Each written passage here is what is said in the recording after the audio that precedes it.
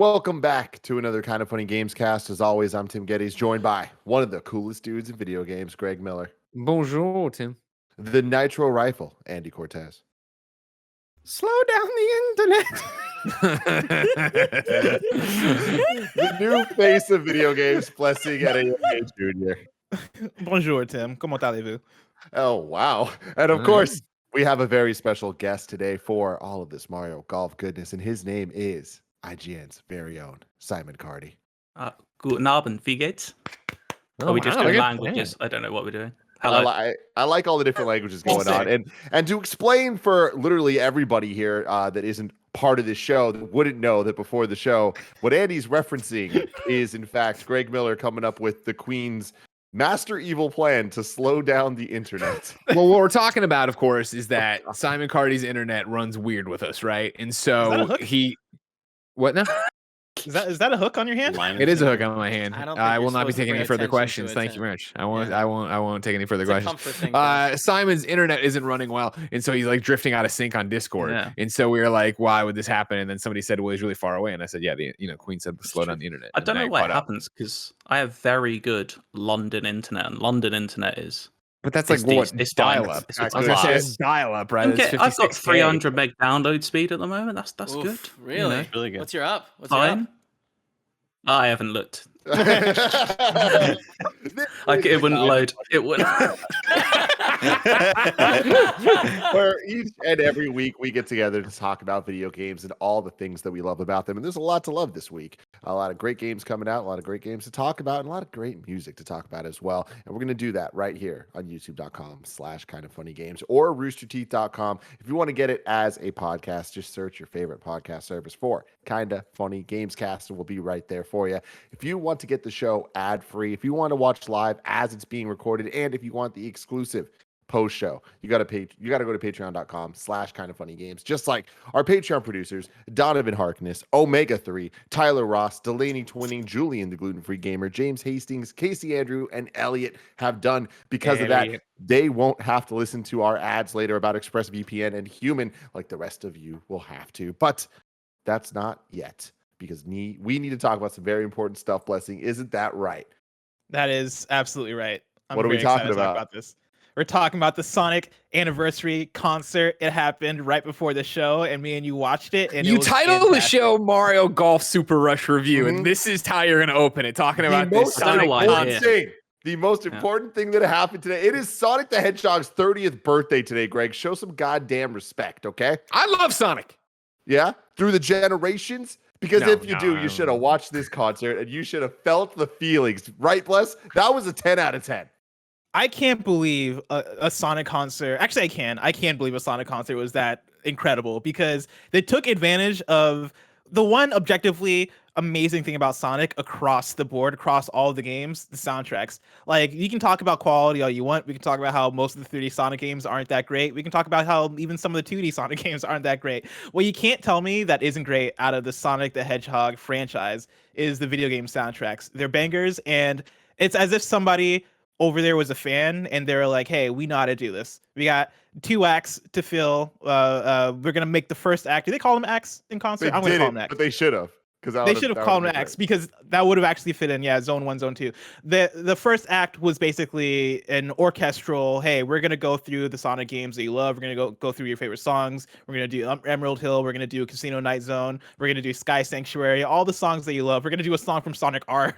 We're going to do all the songs that you love in orchestral form and make it beautiful and make that shit hit. But then in Act 2, we're going to fucking bring out the big guns, and we're going to bring out guitars. We're going to bring out Crush 40. We're going to bring out EDM remixes of some of the biggest slaps from Sonic history. And it was fantastic. Dude, that second half took it up a notch. Where it was just like, these motherfuckers. Because the first half, all the orchestra stuff, it was great. I love how obscure they got. Of course, they did the medleys for the main core games. But Greg, they did a Game Gear medley where it was just the 8-bit Sonic games. Like, they were getting kind of crazy. There was a Saturn medley, little hints of the Nights into Dreams theme. I'm like, these motherfuckers are knocking it out of the park, from the arrangement to the performance itself to the way the video was edited. It was awesome. And then the second half happens, and they just start upping the notch so much with the different rock bands and the different electronic groups that have worked on Sonic Colors and stuff. But then towards the end, they start combining the two, and they start having the orchestra playing with the fucking rock bands, and we get Escape from the City from Sonic Adventure 2, and it was just perfect. It was like one moment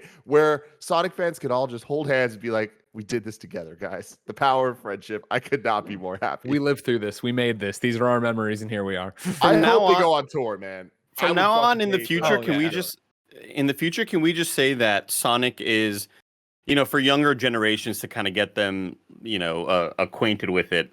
Like Sonic the Hedgehog is a cartoon and movie franchise with awesome music, and they also made some video games. Like they made video games too. You gotta worry about them though. Like they made the movie. Like we could just kind of change history right here, right now. You have to worry about maybe 2 of them, 3 of them. We could change history right here, right now. Like I love how Bless intros it is like, look, the music is fucking phenomenal. Yeah, a lot of 3D games bad. Some of 2D games bad. This franchise is not great. I didn't say bad. It's honestly just trying to get ahead of the comments and get ahead of all the fucking hate. There's so much good in the Sonic franchise. There's a lot of bad too, but like, look, we're talking about the good here, and even the bad games have great music, and they presented that extremely well, and in an even place with the good stuff. So it's like it just proved that there's something special about Sonic. There's something special about that fandom, and I'm happy to be a part of it. Let's go to the theme park, Bless 2023. Oh my God, theme park's coming in soon. Tim, you missed a banger episode of Kind of Funny Games Daily that could have used you because there was a lot of Sonic news this morning. Good.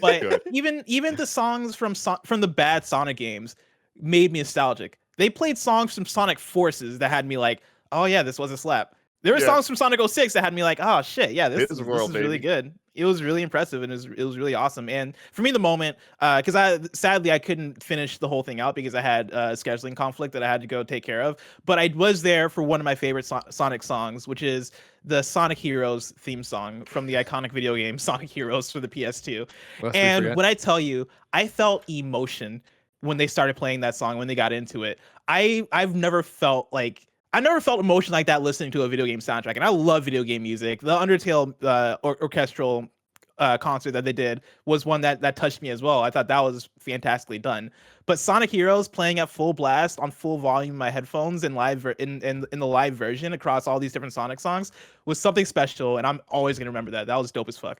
I highly recommend, even if you're not the biggest Sonic fan, check this out just to see the potential that we now have going forward for video game anniversaries. I think this is a new standard. This is something that I want to see other publishers and developers really kind of take hold of and do something special with, because I think a lot of franchises could have a similar type of like, holy shit, there is legacy here and it matters. So it was hype as hell. I scrolled through it. I agree. It was very cool, and I hope to see more video game publishers, like you're mentioning, Tim, more devs and publishers do that shit, because it was really cool seeing the actual like rock band at the end, and then Nate Wants to Battle singing City Escape. So like that was cool as shit. Very cool. Oh yeah. And for me, like I put out a tweet earlier on that was like, what other video game franchise can do it like this, like a concert like this, not just a concert, right? Because plenty of video game franchises have done concerts. Like we love the Zelda concerts, we love Undertale, Assassin's Creed has had their concerts, but like to frame it in the Final Fantasy, to frame it in this way, where the first half is that orchestral thing and the second half is what it is, and all that shit was dope as fuck. I feel like that it's very few and far between in terms of who can do it. Kingdom Hearts can probably do that same thing. You mean just like spanning a bunch of genres, right? Yeah. Like spanning a bunch of genres, but then also having like the songs that they played in that second half were all fucking like slaps. Dude, Mega like Man, Sonic Mega Man Heroes, could do that. Escape from the City, like vocal slaps though, like vocal songs with like actual jams to them, like themes, like anthems. Sonic has them, man. Sonic has Persona, that. I think. Yeah, I reckon Persona you could do it. Yeah, Persona easily. could do that as well. Yeah. Mm-hmm. All right, Greg. Now and it's GTA, time. just play all the GTA songs. Let's do a GTA concert. GTA has had some concerts. I think Simon, you Greg Miller. reconnect. Yeah, restart Simon. Sincerely, real bad. The Mario stuff here. I tell you, the Queen. You know what I mean? All right, she's in there just messing it all up. We decree the internet must be slowed.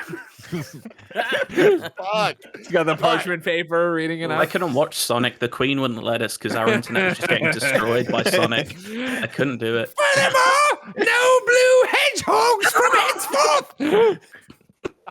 God damn it. Mario Golf Super Rush. Please give me a review, Greg. The official review. That's why Simon's here. He's of course doing the official review for IGN. This is one of those that, I'm the only one at Kind of Funny who's been playing it. I know we are all waiting with bated breath for it. So yeah, I figured I wanted to make sure you had at least 2 experts on here for the panel. We brought in Simon. Experts. I'm so sorry. How much have you've played? How much have you played, Simon? I'm not actually reviewing it for IGN. I lied. That's just how you got your code. That's all you did. I've lost track of how long I've played. I've played pretty solidly the last few days, like 5 days probably. Enough to feel like I can review it, which is always how you should do it. Exactly. I don't want to start off on a down note because I know you like it probably slightly better than me. I've given it a 6 out of 10 on IGN, which is underwhelming and disappointing because I love Mario Golf. I love the Mario Golf games, but there's just so much lacking in this one that I want to see, and it's a shame. I do think I like it more than you, but it's not by any. As somebody who you let me read your review ahead of time and give you some notes or whatever. Like it's definitely we are in the same page. I think if I was scoring, I'd come up to a 7. Like I'm not getting crazy with it by any stretch of the imagination. And so like for me, Tim, I think it's something that you are so familiar with usually when you review a Nintendo game, and especially a Nintendo game in a series of Nintendo games, right? Where it's like there are omissions here, and like to compare Super Rush to Mario Golf World Tour, right? Which was the 3DS version, which I adored and put like 100 some odd hours into. It's like, why are there no online tournaments? And why are there less courses? And why are fewer courses? And the stuff you start going down that thing. Why are there UND? Yeah, exactly. Weird Nintendo decisions, right? Why are there fewer unlockables and stuff? But all that said, I am still, as the Miller family, we're still buying Jen a copy on Friday.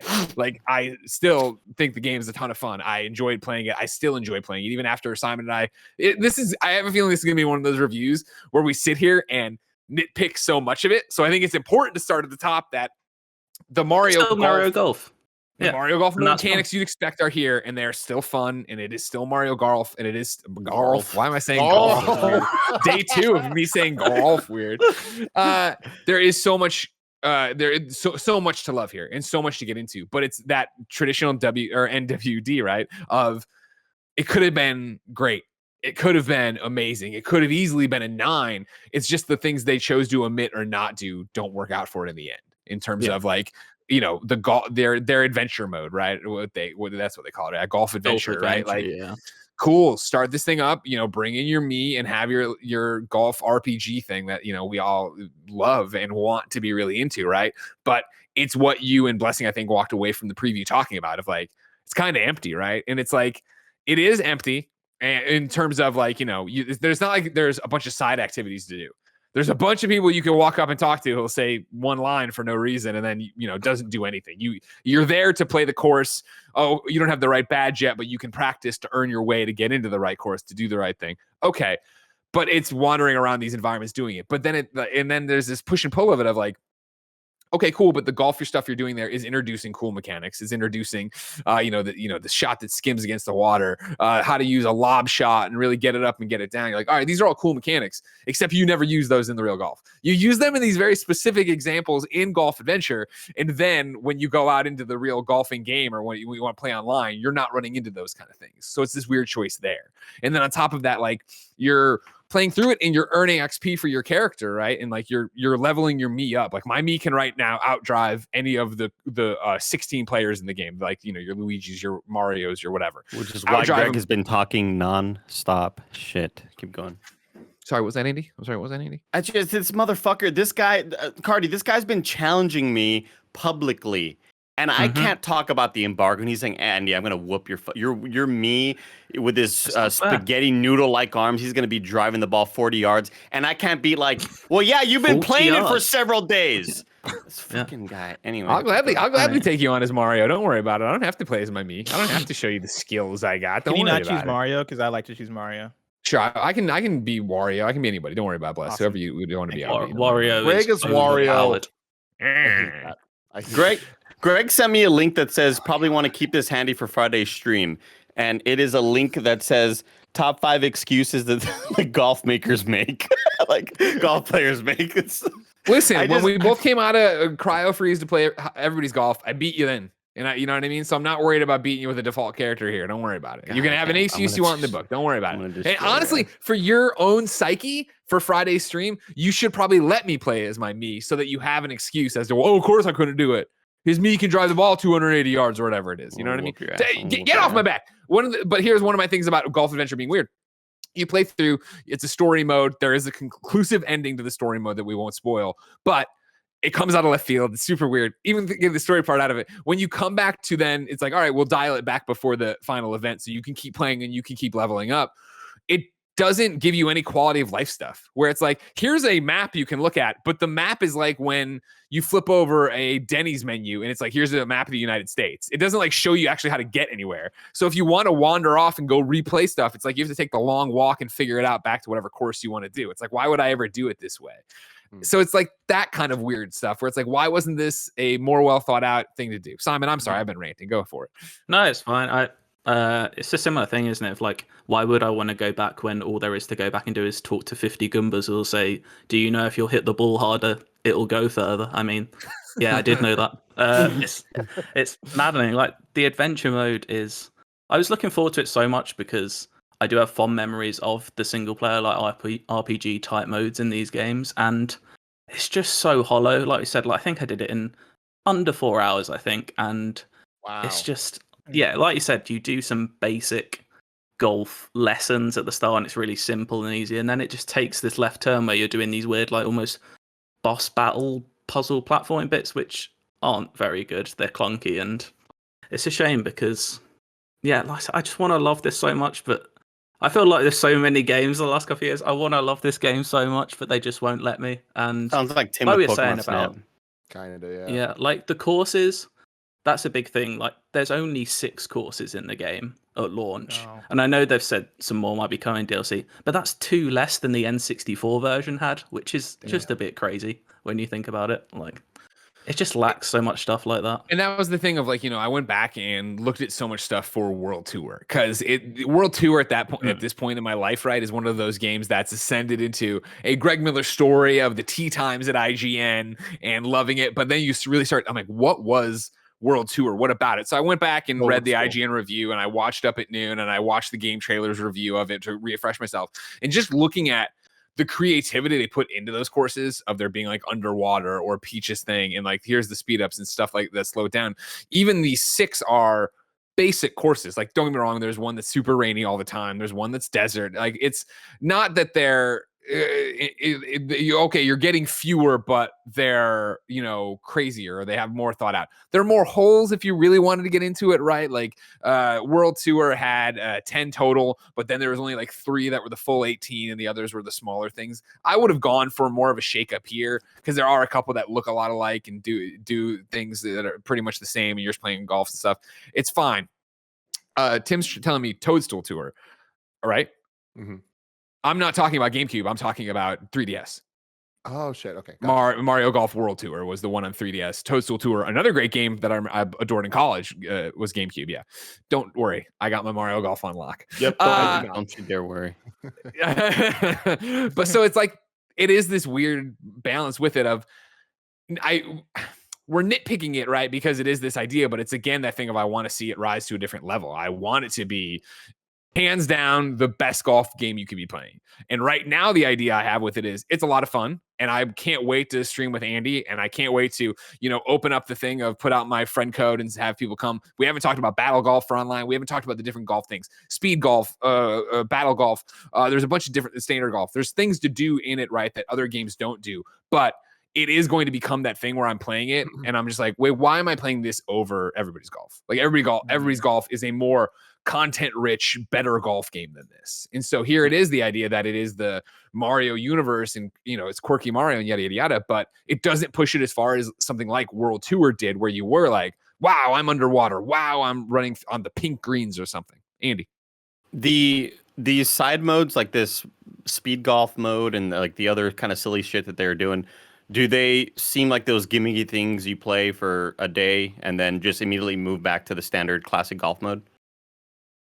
I really like speed golf. I think it's the best thing they've introduced in this game. Like, it genuinely is the most fun I had in the game.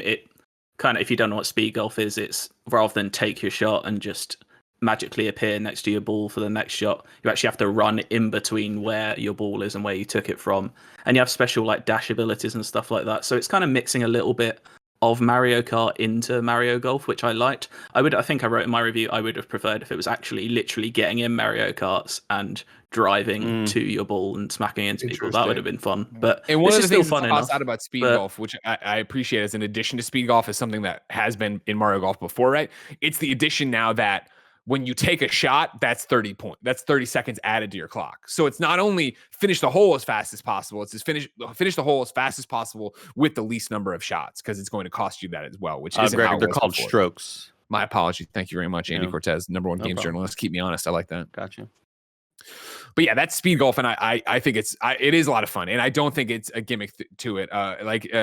Simon's talking about, right?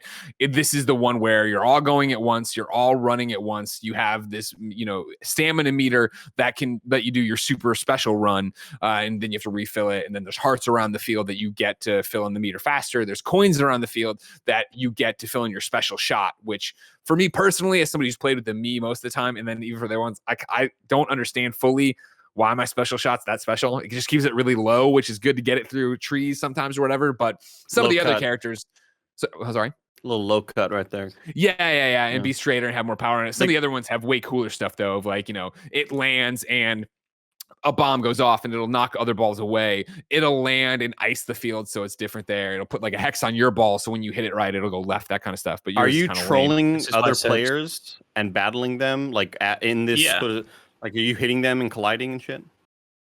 Yeah, there's kind of got that Mario Kart thing of throwing red shells. It's got that kind of Schadenfreude thing of laughing at someone else's expense, and kind of, you have those moments. Like, I think that's why I said earlier that Wario is overpowered, just because his ability is he can kind of summon a giant thundercloud above an area of the course, and lightning is really annoying in this game because it basically puts like the top, 6th of your power bar like in a hazard zone, and if you do your shot too powerful into that, it just electrocutes you and it counts as a stroke. So it just kind of puts everyone else, like, I hate Wario, but I will play it as him every chance I get. That sounds like a lot of Mario Party kind of aspects to that as well.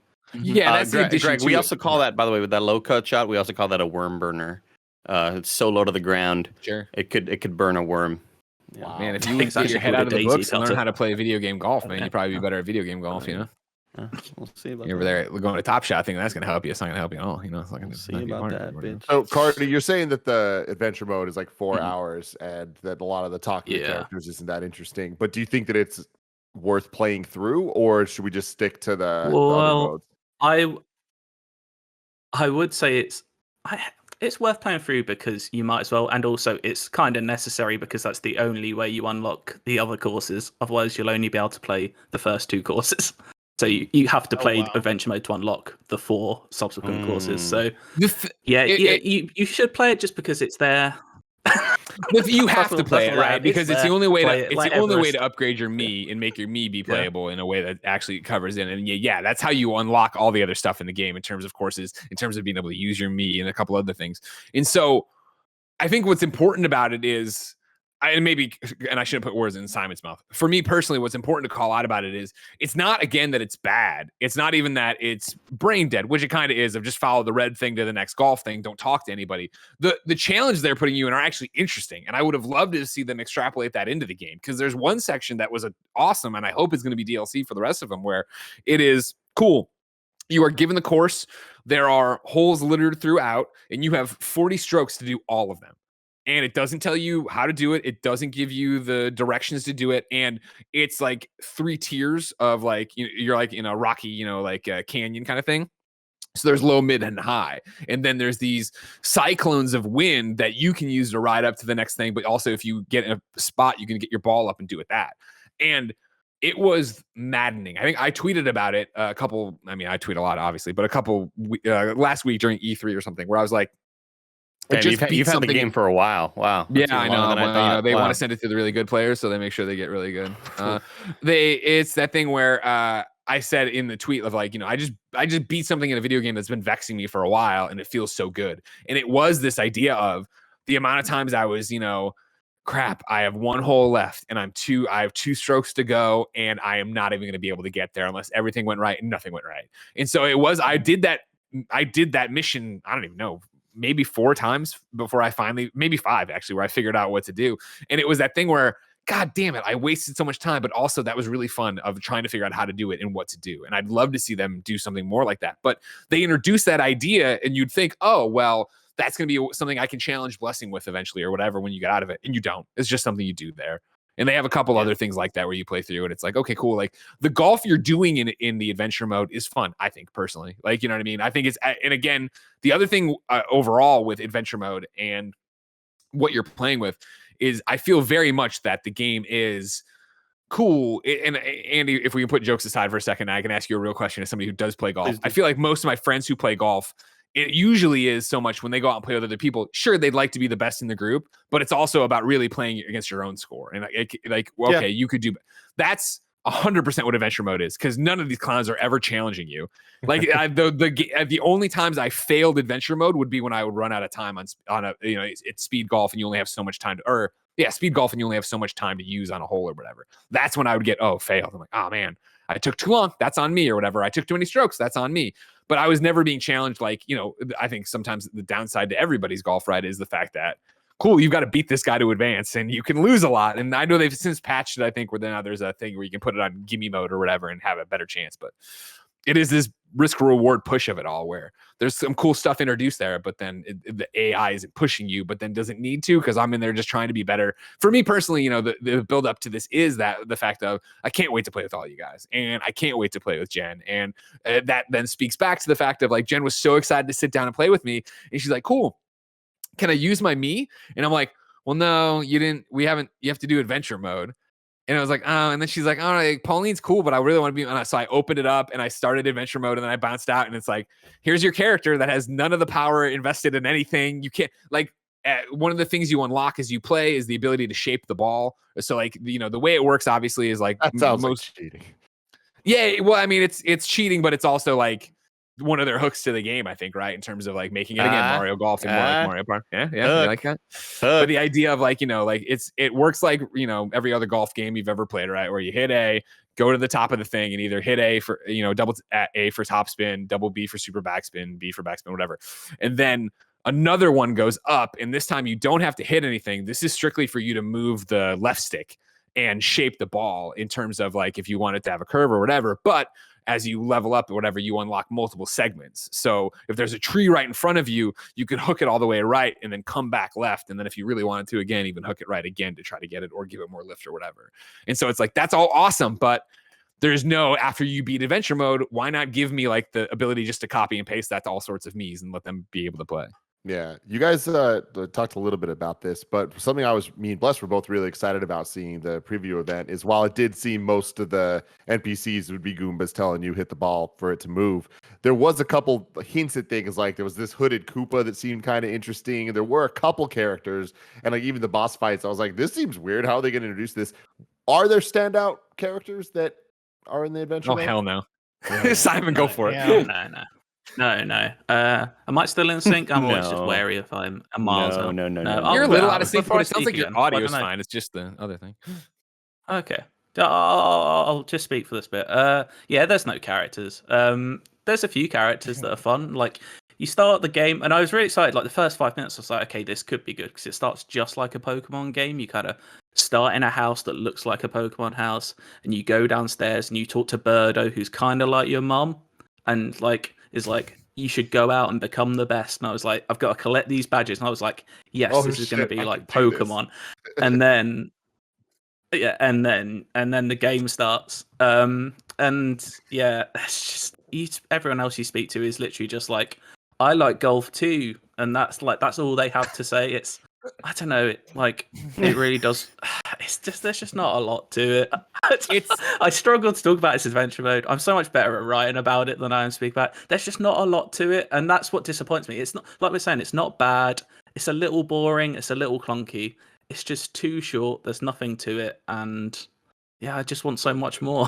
Blessing, I want to kick it to you, but the one thing I want to toss in this conversation right here is just the fact of the gear changes, right? The shifts in this adventure mode are so brutal and like just neck whipping, right? Where it's like, sure, all of a sudden when they introduced the Koopa the first time in the cloak and then the next Koopa in the cloak, it's like, oh, that was a weird thing, but it kind of makes sense. But then there just starts being these leaps of like, it goes from just being like, yeah, you're trying to be the best golfer to, yeah, now you need to kind of save the world, but it's not interesting in saving the world how they're doing it kind of thing. And then on top of it, it's like, all right, cool. Wario and Waluigi showed up. That's neat, and they're actually having things, and then it literally it's just like, and now fucking Mario needs your help. He's the best at everything. It's like, what is going on? Like, and then it's like, all right, cool, credits.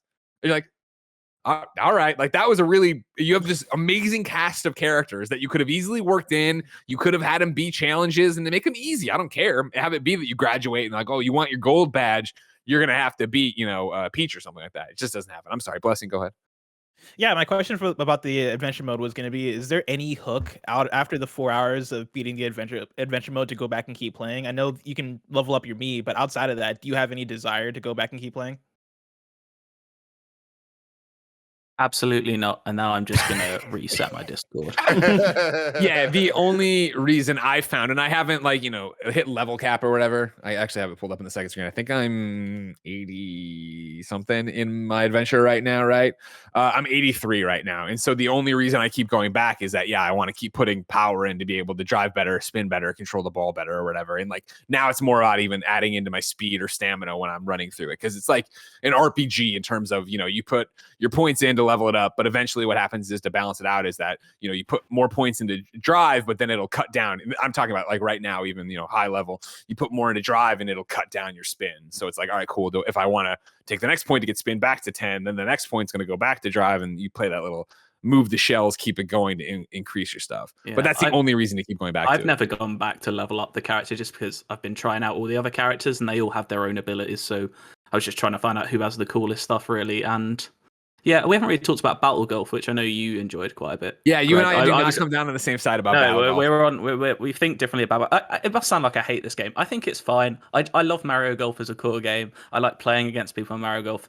I just wish there was twice as much in it. Not disappointed, not mad. no, exactly. I'm just disappointed. But yeah, Battle Golf I like it as a core concept. You're in an arena, there's 9 flags, there's 4 of you, and it's first to get 3 holes, basically. But each time someone gets one of those holes, it disappears. So basically it's going down from 9, 8, 7, until there's only like 2 left that people are fighting for. Which as a concept is fun. It's just one tone, like it's over in about 3 minutes normally. And I've mainly only played against AI, and they're not the smartest AI in the world, to put it lightly. And as far as I can tell, unless I'm missing something really obvious, there's no way to up the difficulty at all. They're all just the same. And like, there's no challenge to it. You can just they follow the same path. They'll always go for the center middle one first, then they'll go right. So I just went left every time and won. Yeah. I know that's a boring way to play Battle Golf, but you want to win. I'm an effective person. I don't waste any time when it comes to Battle Golf. You stumble upon something I think that is the hook to Mario Golf, and what you'll find in it is that the game, I think, is designed, Super Rush is designed to be a multiplayer game. Yeah. Like, I think that, if you like, the reason I keep going back to adventure mode, right, is because I want to max out my Mii. I want to see if there's a level cap, because I want to keep playing with a Kind of Funny best friends. I want to play with Andy for real when he gets leveled up and everybody's on a more even playing field. Never wants to play with me either. No, of course not. I don't want to play with Simon. I don't want with that weird hours. Simon texts me at like 8:30 in the morning, like, "Can we play?" I'm like, "No, dude, it's a work day. Go to bed." Wait, you asked me first, and then you just blanked me. I don't know why I'm even here. I should have just blanked you for this. Oh my god! I thought, you know what? Get out of it. So the game, I think it succeeds the most when you're playing with other people, because even playing with Jen, like when we were just doing 1v1, and again, I'm 1v1ing in the way that like I'm just trying to have a good time and she's just trying to have a good time. It's not like we're trying to really beat each other.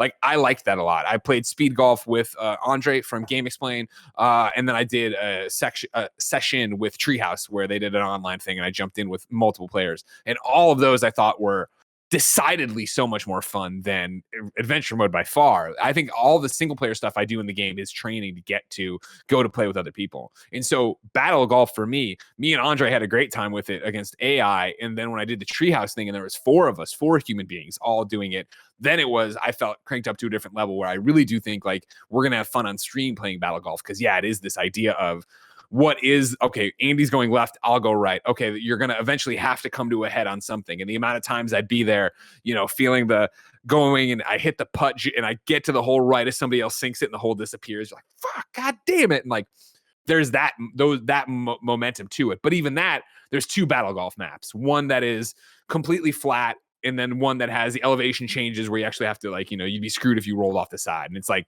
this is a really cool mode. I think, why aren't there more maps for this? Because even us, it's going to be like, how many Battle Golfs in a row are we going to do on a stream before it's like, all right, let's go do something else. Like, this is fun and cool, but we somebody's running away with it, or we've all figured out each other's schemes or whatever. I think there's more juice to be had there. Greg, I have a question here. You being such a big Mario Golf fan from like the past iterations, Sure. especially like being a Nintendo fan myself, being the type of Nintendo fan that I am, I've seen much disappointment in my life when it comes to franchises coming back and not quite being what I want them to be. When the Switch first came out in 2017, it really put Nintendo on a more positive track where our expectations all of a sudden were that if a new release in a franchise was coming out, it was going to be the best we've seen so far. Mm-hmm. And we kind of saw that, with the Breath of the Wilds, with the Mario Odysseys, with the debatably the best we've seen so far, right? Yeah. Mario Kart, et cetera, et cetera. But then we started getting a couple things like Mario Tennis and Super Mario Party. And it was kind of like, oh, we're seeing this like lower level of Switch games that the quality just isn't there, especially for what we expect from that IP, right? Yeah. Like, I've been there so many times with things like Star Fox, where I'm so excited a new Star Fox game's happening because there's a chance the new Star Fox just will never happen.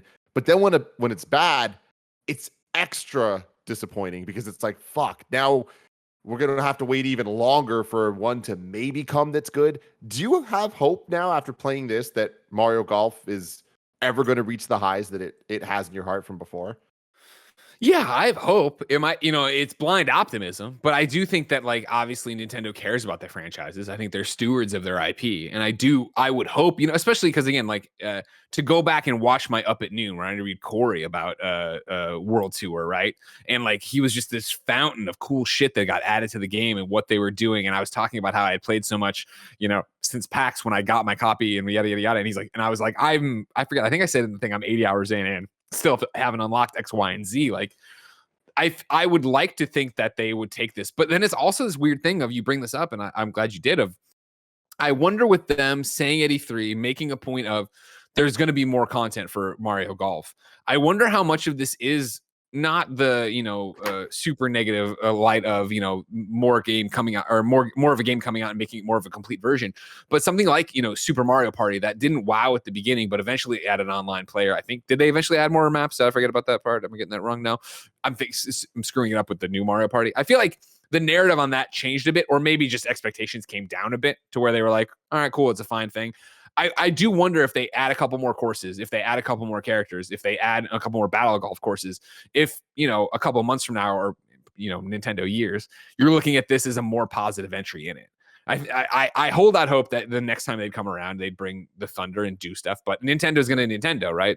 Weird Nintendo decisions. Andy? I'm just kind of like looking through Wikipedia, and like, we know that Camelot, the developer, is capable of doing this. They've been making all the golf and tennis games since the beginning of time, Mario-wise.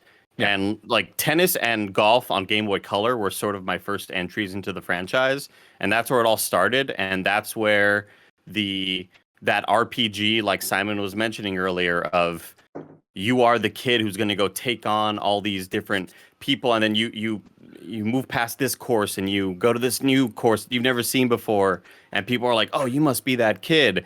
I wonder if you're good enough to take on so-and-so. And like, the feeling of that was just unrivaled. That was just the coolest shit of all time. And like, I got to assume it just comes down to budget restraints. I got to assume Nintendo's like, look, we want you to obviously make a really fun, good multiplayer thing. We're sure you want to make a really awesome campaign and adventure mode, but is that worth it? Like, is it worth putting that into the game and putting that much work into it, where like, we would love to like be that kid where fucking, who's the mom that you just said, Simon Cardy, when you wake up in the Birdo. we want Birdo to be like, go out to DK's course and go challenge DK, and you maybe challenge other people in DK's. Maybe you play Diddy Kong and then maybe like Cranky Kong or whatever, but the course is like jungle themed and shit like that. Like, that's the type of shit we want. We want to see Bowser's course and him be the final boss and the course just be bricks and fire and all this shit. But it just seems like they're not really doing as much as they can with the IP. And I really just think that is budget. I think it's Nintendo saying, we're giving you this much money.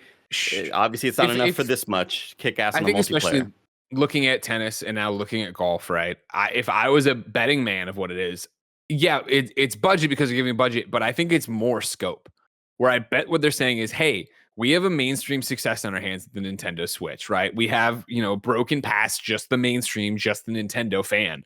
So we need to make our games more approachable. I would hazard a guess that, not literally what I'm about to say, but hazard it would be something like, every game has 3 bullet points that are the mission statement, right? And what are those? And obviously, I think every one of them would be approachability, ease of use, and because the Switch is, such a portable system, because the Switch is a local multiplayer system by popping off the things, multiplayer. And I think they're looking at a very specific multiplayer where it is cool. Like I talk about everybody's golf and why would I play this over that? Like, Mario Golf I can't wait for when the world's back to full normal and we are going places again and we are going to PAXs or whatever. We're going to Rooster Teeth to film something and we're all at the airport and we're all playing this together, right? You want to get in a quick 9? Sure, why not?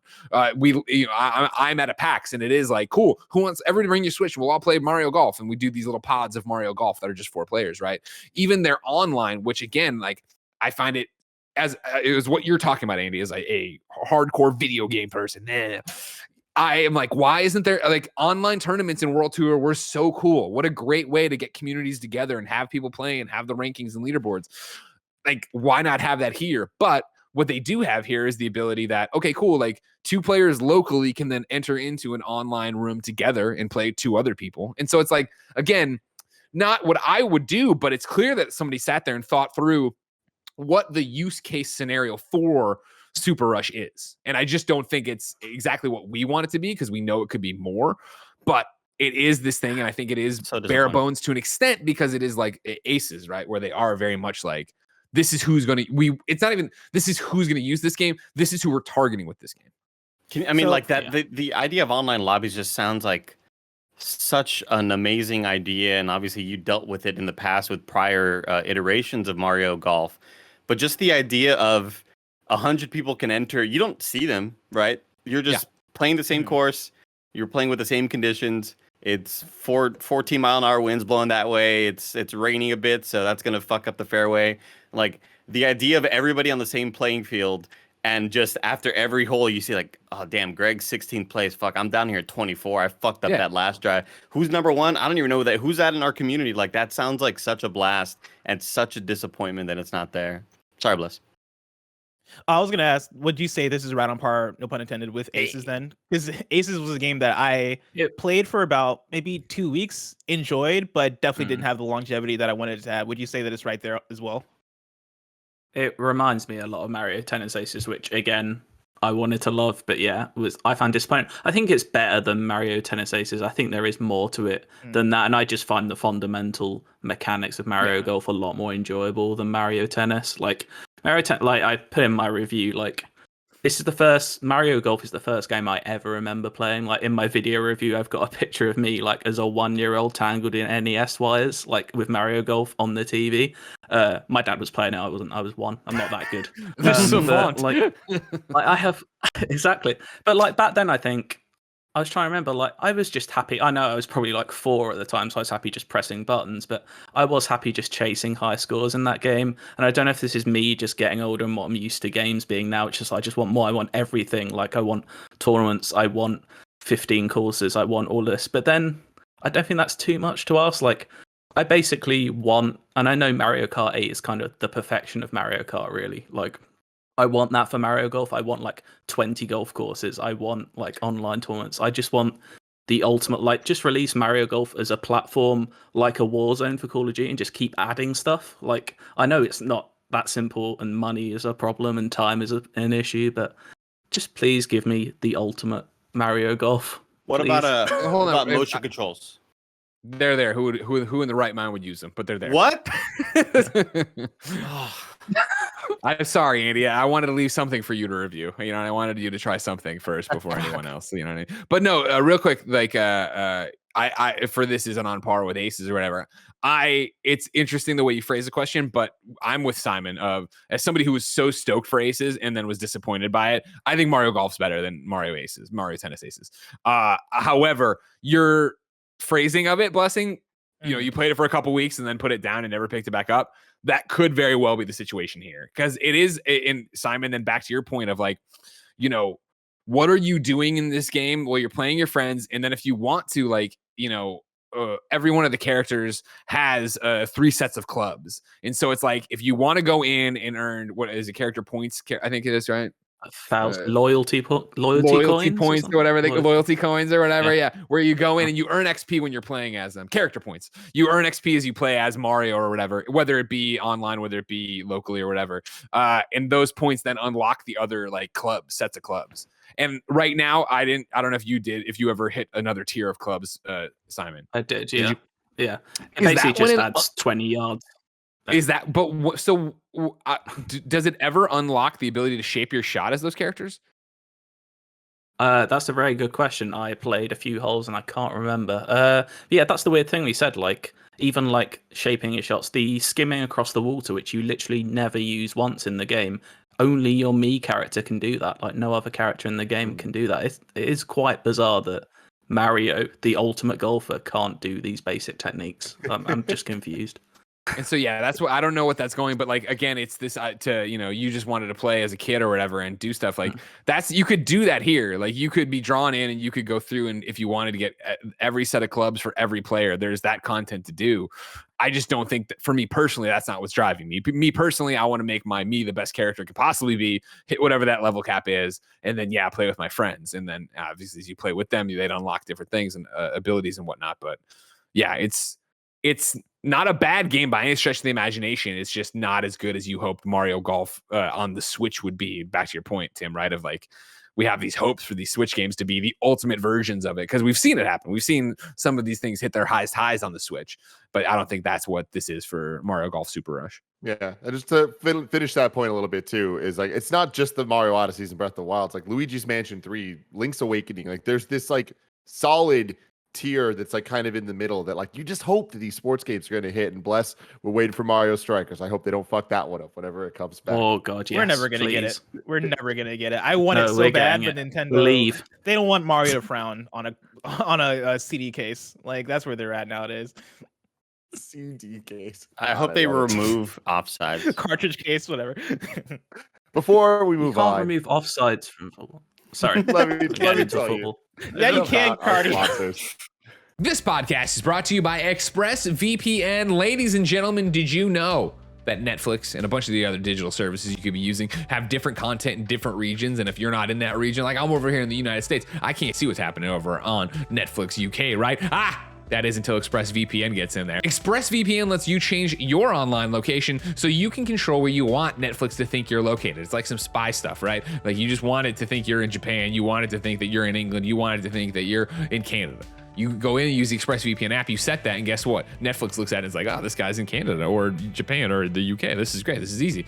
They have almost 100 different server locations, so you can gain access to thousands of new shows. This works with many other streaming services too, the BBC iPlayer, YouTube, and more. YouTube, very helpful, let me tell you. Of course, why do we know so much about ExpressVPN? Because the one, the only Cool Greg Gettys uses this. Of course, Cool Greg loves his cartoons. He loves watching stuff on Netflix. And when he ran out of cartoons, he needed this subscription to go see what was happening in other countries. And he's still watching cartoons to this day. So you should be like, Cool Greg, watch some cool cartoons.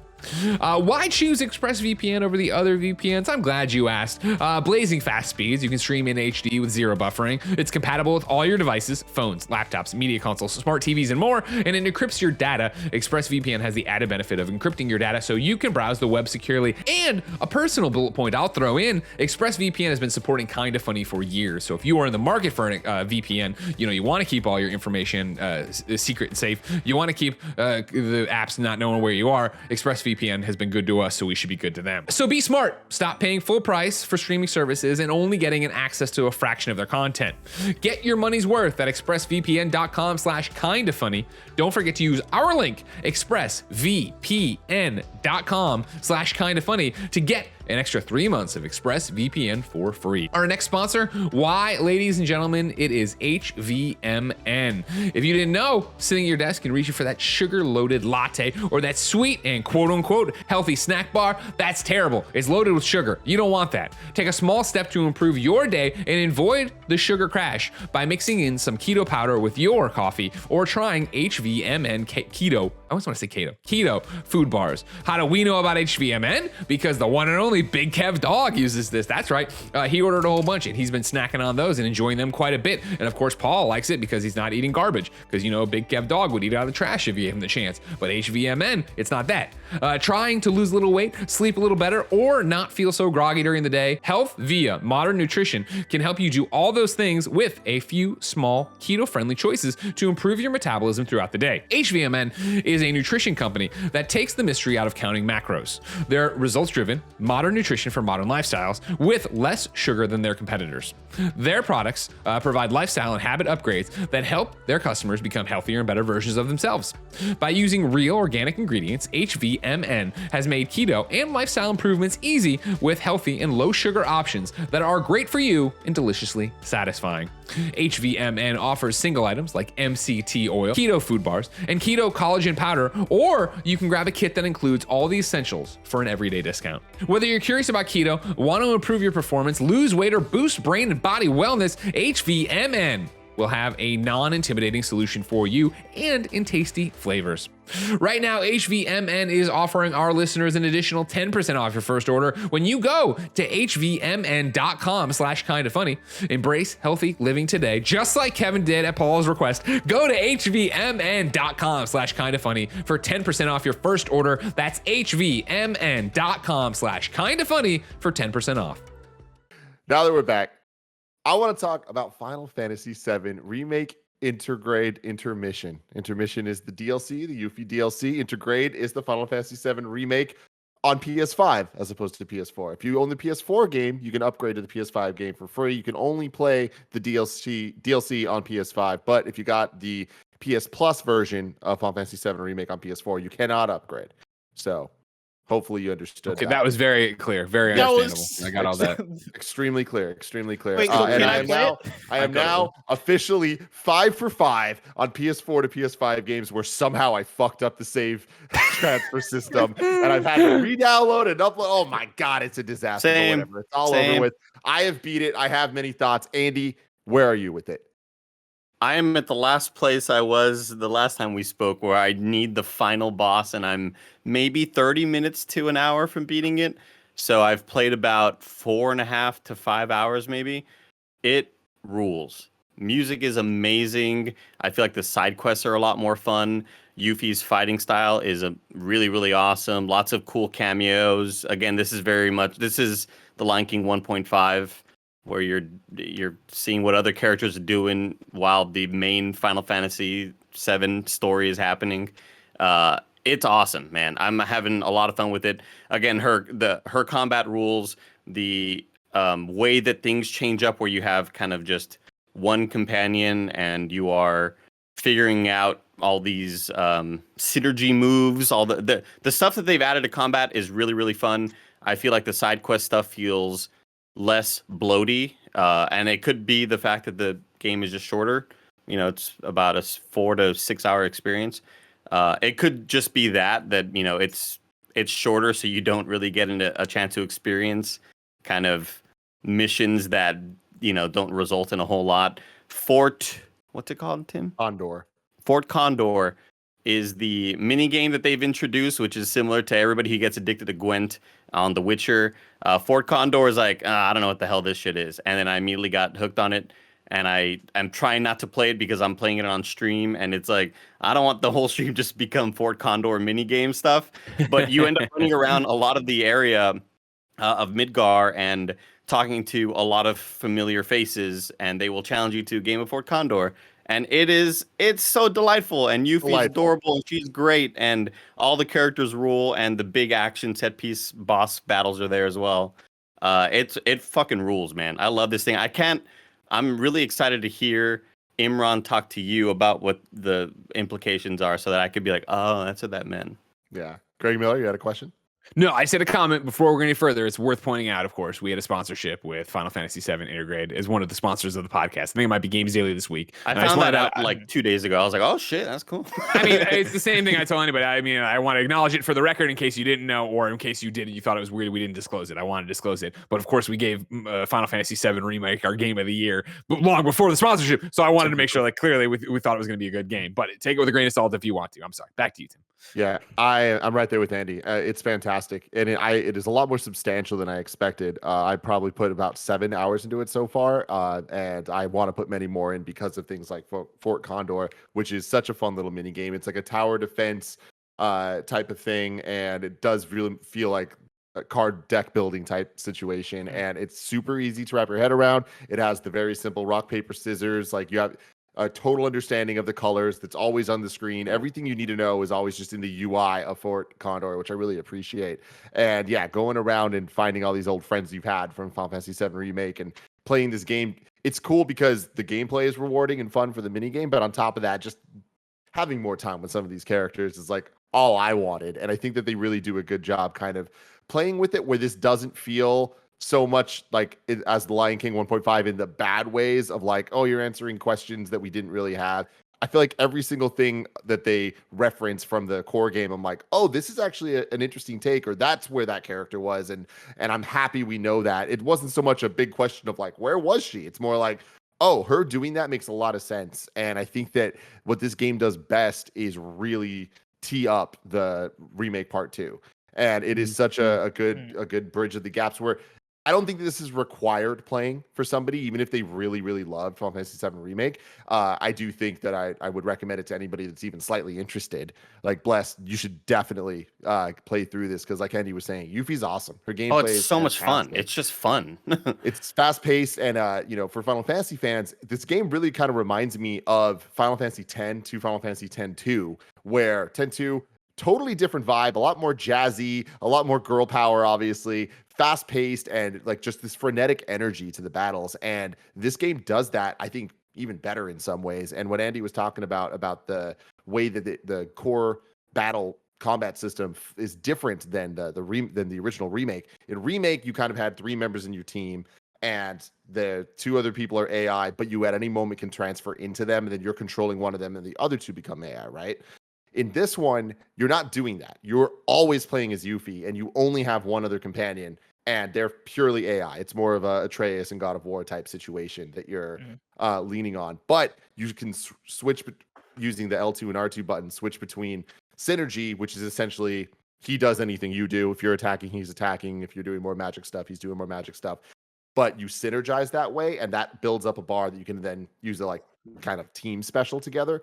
Or using R2, it's a little more in the style of the original Remake, where you're kind of like giving instructions to them for using different spells or using different abilities. And it has that super fun, you're fighting this giant boss, and the music is incredibly epic. I don't know how they managed to somehow crazy even more remixes of the same battle theme and boss theme from Final Fantasy VII, but make them unique and hype as hell again.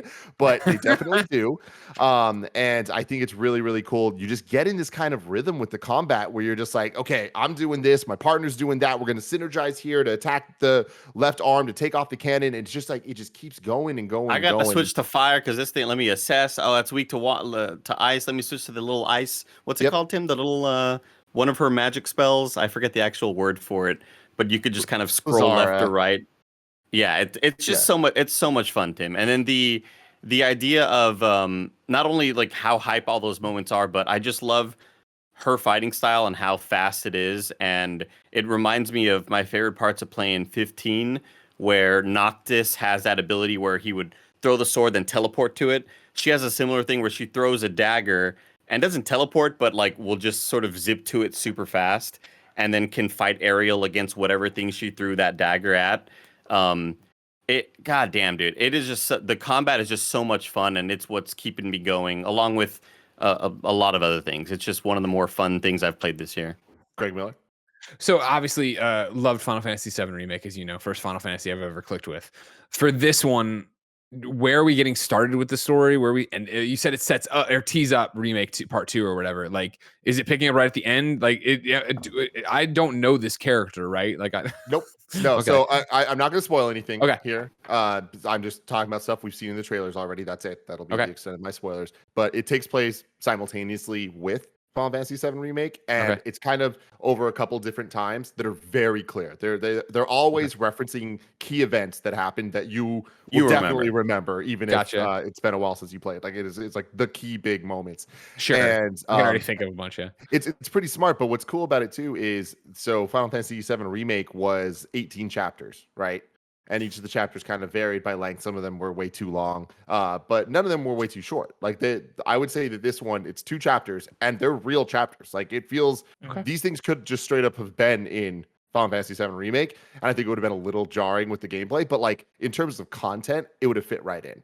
So I think that's pretty cool. And what Andy's talking about the Yuffie, the system, what I really love about her combat is she is way more of a duality than the other characters we've had with Barrett and Tifa and Aeris and Cloud, where all of them were kind of like, okay, Barrett's definitely long range. Okay, Tifa's more close up, really quick. Cloud's a little more overall, and then we have Aeris, who's more ranged magic and all that stuff. Or Aerith, yeah. And with this, what's really cool is they made the decision to have Yuffie be physical and long range magic, but it depends on if you throw your little ninja blade into them, like Andy was talking about. You can throw the blade, and if you do, then your attack button, you're just casting spells, and that wherever your blade is kind of the target that's hitting it. Or you can then hit the triangle button again, and then you zip to it, like Andy was talking about, and then all of a sudden it's physical and it's not using elemental magic. And that's the really fun balance of, especially in this, I want to say demo. It's not a demo. In the DLC, they do a good job of giving you enemies that you need to switch between the physical and elemental battle systems in a way that feels organic and feels like you're never at a loss for what you're supposed to be doing. And it's satisfying and fun. And all of that's backed up with, I was saying that this could fit in with the main game, the exact same fantastic pacing of introducing story elements. And every time you beat a boss, you feel like you're being rewarded with the story beat you're getting. Everything's making sense as you move forward, which I really enjoyed. The one thing is it does get a little bit crazy where they introduce a whole bunch of new characters in this, and some of them are more interesting than others. All of them are extremely Japanese, and it's just one of those things where you just kind of need to go with it and just trust, because by the end of it, it all adds up and you're like, okay, I see how this fits in totally. But Greg, to answer your question, it could be overwhelming for you. But if you just go in knowing that it's going to be okay, it's good. Hold me. Yeah. I think no. I think Greg will have enough fun with the way the combat works and just kind of use that, because like I obviously I've encountered a lot of these characters already, and I don't fully understand or know who they are or why they're doing what they're doing. And I remember some of them from Remake, and a lot of them definitely don't remember them at all. And I know that some of them have popped up in other Final Fantasy sort of franchises that weren't even 7, right? Well, that's what gets interesting. And again, this is all trailer stuff that you've seen, but there are characters so Yuffie, Greg, to answer your question, the main character that you're playing as, she is a main character from Final Fantasy VII, the original, but she's an optional character. So she never really has that much like sway on the main story, because you can play the entire game and never even get her. You know, like she's a side quest to open up, but she's really cool and interesting. So this game's doing a really good job of kind of actually introducing her into the core cast, so that when Remake Part 2 comes out, she's going to feel like she belongs with the rest You of already them. know who she is. You're ready to go. You have a connection to her. Great. Okay. And she's lovely. She's fun. She's awesome. She's so great. So great. Lovely. Super Sailor Moon. Fantastic stuff. But some of the characters in this game are based on Dirge of Cerberus, which is one of the compilation of Final Fantasy VII games that back in like 2007, when they made Advent Children the movie, they decided to do a whole bunch of Final Fantasy VII stuff, including Crisis Core, which was the PSP game that is awesome, that is starring Zack, and then Dirge of Cerberus was a third-person shooter game on the PS2 starring Vincent, a character that from the original as well, and it wasn't that good.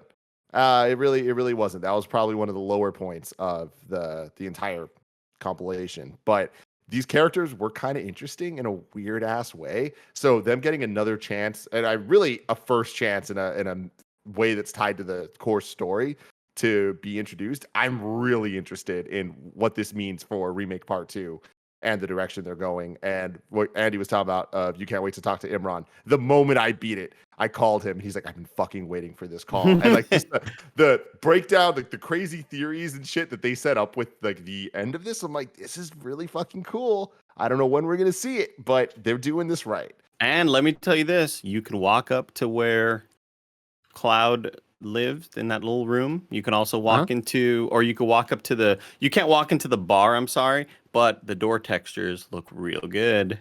Real good. Yeah. Door textures have been updated. It looks like wood. It's although I will say, Tim, I went back to play Intergrade, which is just the core Final Fantasy VII Remake game. Because again, Intermission is the side quest. But in Intergrade, I went back to one of the old missions after my whole downloading, re-downloading fiasco to try to get my save. And I walked into Tifa's bar. And the texture on the wall, not that great. Not that great. But the door looks great. Fantastic. So game of the year so far. See it. Yeah. We've been glowing in our review, and I stand by that. But the one key thing I do want to point out is there is a lot of what just kind of feels like filler fluff in it that isn't that fun. There's a couple box breaking mini games that at moments are kind of interesting, but when it's introduced to you where you actually have to do it to progress through the story, I kind of feel like it's a little lacking. It just doesn't feel feel I had good. Fun. I had fun. Okay, yeah. I don't. To me, it was just like it's mindless. Yeah. Yeah, but it's mindless in a way where it's like, especially after having just played Ratchet, I would be fine to do that type of stuff if it felt fun to do. It kind of just felt like, all right, I'm just hitting buttons. And I don't ever want to be reminded I'm just hitting buttons when I'm playing a video game. I want to feel like I'm making cool shit happen. Yeah, Yuffie's thing is that she can break boxes at long range to loot from them or whatever. In similar way you would just break crates or whatever as Cloud. She can throw her little shurikens or whatever at a long range and break them. And there is a sequence where you're just kind of like, how much can I collect sort of thing? And I had fun with it, but it's definitely not the most interesting thing the game offers. Yeah, definitely. Also, I think there's just been a lot of games that I've been playing that are so reliant on dodge and dash mechanics, and it just does not feel great here. Doesn't feel great here. There's so many attacks I'm like, do I have invincibility frames? I guess this other weapon offers invincibility frames, but it just feels like an animation. It doesn't really feel like I'm actually trying to dodge an attack in a tactful way, So I'm not super stoked about that, but I've just kind of learned to let me just block attacks. I gotta kind of retrain my mind to use this sort of Final Fantasy. You can block stuff, and it isn't just let me block and still get completely obliterated. It does a decent job of protecting you from damage.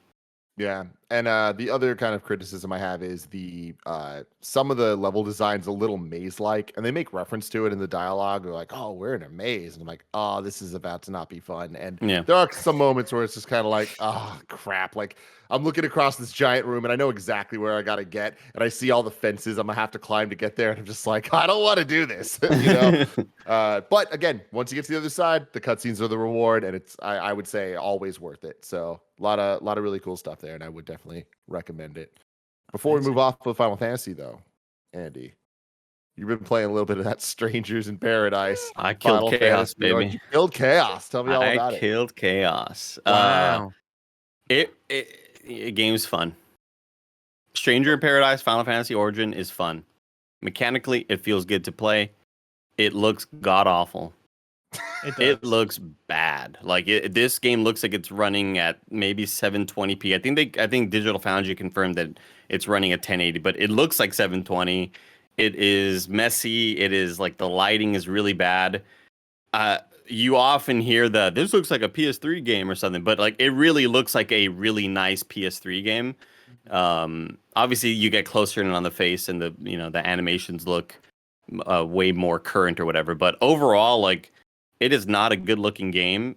Again, it's Team Ninja, and they worked on Neo, and a lot of the same core mechanics are there. You have your dodge mechanic, you have your parry mechanic, and all that sort of makes the combat flow. My problem with it is that one of my main problems with it is that you have companions with you that can maybe take away the attention from certain enemies or whatever.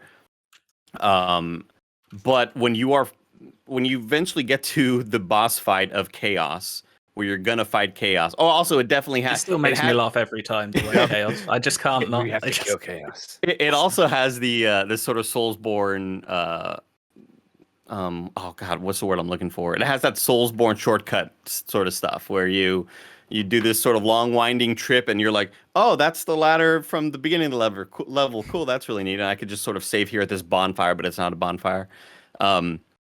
When you eventually get to Chaos, the problem, one of the main problems that I was having, it's pretty tough. Like it's challenging. It took me about 90 minutes to beat. I died several times, however, to my companions are in there slashing away, and there's VFX all over the place. And I'm missing the key visual cues to know when I'm going to be attacked and what to prepare for. And like you can't have that. When you're 1v1 against a boss and you sort of know exactly what to do when this attack is coming. I gotta dodge this, but if it was the other attack, I would have parried that attack or whatever. There were several moments where my companions are in there just slashing away and their VFX are kind of like flashing all over the place. And then I get fucking attacked by the boss. It's like, God damn it, I couldn't see what fucking attack was coming because you dumbasses are in the way, and they're pretty useless. Like, your friends are useless. They're awful. The voice acting isn't great. It feels just very forced to have companions there just to say that this makes it more of a Final Fantasy game to have companions. It feels kind of useless. I don't know. It was fun fighting the boss. It was a fun challenge. It was definitely like Souls level type. Like, I'm parrying everything and it feels really, really damn good. Then you get to the second phase and holy shit, it really kicks up. It took me so long because I was so hesitant to use magic because I just hate playing Souls games using magic. And it just seems like you kind of have to do that. Like, this is still a different game. This isn't trying to be exactly like a Souls game. You have to use your magic wheel. The magic wheel is kind of not great the way that There's a lot going on. Yeah, you switch from melee to magic, and then you hold R2 and then use the wheel to select Fyra, or what the fuck do they call it, Tim? They have like other funny names for their magic. Kiraga. That's always just the thing, and then Aga. Yeah. So like once you switch to the magic, you then have to use your wheel to select the actual magic thing you want to use, and then you charge up that attack. It feels very clunky and not super well thought out, and I hope they improve upon that. Because if it seems like magic is kind of going to be necessary for a lot of these enemies, and if it's as clunky as it is now, people are going to have a pretty big headache with it. But again, I think the game was fun. I really hope that they have some massive. Like, I hope it's way far out. Like, I hope this game doesn't come out for another like 2.5 years because it looks not great, and it could use a lot of improvements. But it's not the meme that we all thought it was going to be. Like, I still think it's fun and it feels good to play. Okay, that's good. It definitely is good. To close out Gamescast here, Andy, you want to talk a little bit about your experience with Amazon Luna? Oh, which is another thing that we were sponsored from, but we were sponsored by that. It was supposed to be a Greg thing, but Greg couldn't do it, so I filled in. But I still want to talk about it anyway. If you remember, I subscribed to Luna day one, long before any sponsorship, because I like streaming shit, and I really like Luna. What do I get if I sponsor you? You'll get. We'll do the job for you, but we'll be able to say afterwards if we hated it or liked it. So, Cardy, I might play Overwatch with you crossplay. Wow, so keep that in mind. Whoa, that launched yesterday, didn't it? I think. Woo, sure did. Exciting. Still never played Warzone. Oh damn, we'll see about that, Cardy. I'm kind of busy. Luna again. It's something. I'm not the streaming cloud service dude. I anytime I have tried it out, I always feel like the input lag is just kind of too much, and that was the case from the first day I tried Stadia. Even the other day, trying Xbox Game Pass, their beta through the browser or whatever, still a lot of input lag, doesn't feel great. And I felt that like that quite a bit, but Luna does not. Like, I had to go back and like, this feels way too good. And then I tried out, I went back to Xbox Game Pass in the cloud, and it is night and day the difference with how responsive Amazon Luna feels. And again, I am playing on my PC and I'm hardwired in gigabit internet, so maybe that has a lot to do with it as well. But playing Game Pass in the cloud with those same sort of conditions feels like so much worse than how Luna feels. I was so impressed with it. I played Ghost Runner for 2 hours. I was supposed to switch off from playing Ghost Runner, but I just wanted to keep playing because it felt amazing, and I was playing on their controller. And their controller has some built-in thing where if you hook it up to your Wi-Fi, it will apparently get you better like a response time because of their whole cloud infrastructure. Interesting. So I thought maybe that's what makes it better. But then I switched off, still using Luna with my Xbox Elite controller, and it felt the exact same. So like Luna just feels fucking fantastic, and you should try it out if you do that week trial thing. If you're looking to do any sort of cloud gaming, I would say they are the ones to go with right now. Because again, I had to test it out. I was like, shit, maybe Xbox has improved since the last time I tried it. And I tried out Doom in the cloud, and it did not. It was like I hit the button, character moves. I hit the button, character moves. And with Luna, it felt like playing on a TV or something like that. And that's huge for me, especially as somebody who plays a lot of PC games on the lowest latency possible with like a really good monitor with 1 millisecond response time. I'm kind of a stickler for response time, and yeah, Amazon Luna feels great. Again, they sponsored it, but I don't really give a shit about cloud gaming, but it feels really, really good. So try it out if you want a solution. Go ahead, Greg. While we're here talking about cloud gaming, something I do care a lot about. Today we played Sea of Thieves, and I won't talk about the game of that or whatever. But Kevin, me and Mike convinced Kevin to get in, and Kevin was initially like, man, I don't have the Xbox set up or whatever. And we were like, what about xCloud? Kevin, how was xCloud today for Sea of Thieves? It went really, really well. It's insane how quickly, it almost seems like magic when you pull out took me a minute to figure out which app to use, but once I had it going, sure. I click on the game and it's just play. There's no install, nothing. And I know this is not new news, but it felt, but it felt wild to do on the fly when it's That's how I felt talking about this too, Kevin. Yeah. I'm so new to this. I've had situations with I want to play Fortnite with the guys, but I need to update the PlayStation 4 that I have here. And it's all right, well, it's going to take my internet's super fast, but it's still going to take 20 minutes to install. Sorry, Cardy, I didn't mean to talk about the internet speed. I know it's a sore subject. Oh man! All right. Well, so that's Kevin's experience with that. Kevin, now I urge you try out Luna and just see if you feel the difference in I hit the button, the character moves. Can I get it on my phone? I don't know actually. That being said, actually Luna, were a couple times where it would kind of not hitch, but there would be a little. No, yeah, hitch is right. Where it would just I'd get stuck on a couple frames and then it'll click back. That happened to me every once in a while. I didn't notice if there was anything triggering it. Just was kind of felt random. But it wasn't excessive. For the most part, I had no problem playing on my phone connected with a Bluetooth controller, which is also a really cool option. I was almost going to do one of those comparison videos. Y'all remember when Stadia was first coming out and they were showing you here's the way the controller looks, and let me hit the button, then you see the character move on screen, and they were kind of just showing you the amount of distance between the two. I almost wanted to do that because I was just so fucking impressed by how good Luna felt. Luna sounds like a dog name. Luna. I know a lot of Lunas. Simon, thank you so much for joining us. Where can people find you?